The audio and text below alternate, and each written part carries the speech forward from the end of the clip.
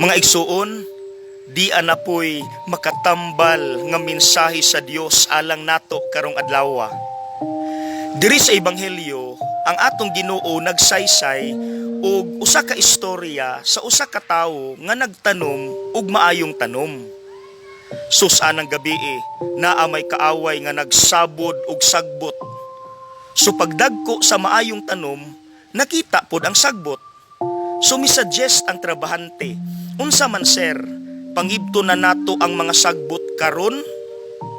Unsay tubag sa tag-iya, ug diri ta mamalandong karon. Ayaw sa ibta karon. Pasagdi nga magdungan ang maayong tanom ug ang sagbot hangtod sa ting harvest. Mga igsuon, nganong gitugot man sa tag-iya nga magdungan og tubo ang maayo ug ang dautan? Duha ang atong pamalandungan karon mga igsuon. Number 1, kay buot ipahinumdom sa Dios kanato karon nga siya is a God of chances.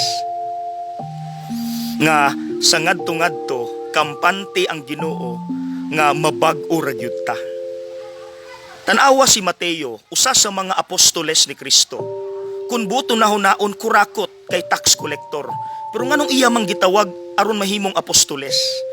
Because kabalo siya nga mabag-o ra ning tawhana ug nabag-o gyud nahimong santos tuan na sa langit. See? So mga igsuon, ayaw usiki ang panahon, okay? Ayaw, sayang.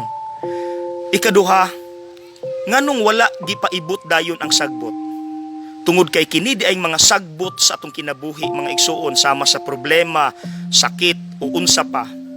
Mao ni ang makahimo natong lig-on, makapakusgan ug makapalalumpa sa atong pagtuo.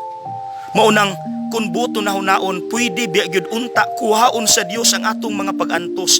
Pero nganong iya mang yung gitugot nga atong sination na kay base na atay makuha nga mga pagtulunan nga positibo gikan aning mga negatibong mga sagbot. Dili man ni bag-o actually.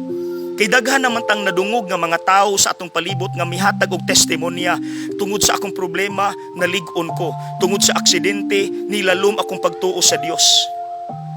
So mga igsuon, be one of these people nga tungod sa sagbot nga wala gipaibot sa Dios dayon nahimo silang lig-on.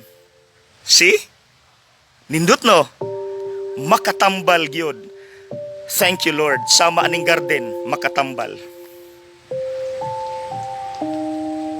God bless!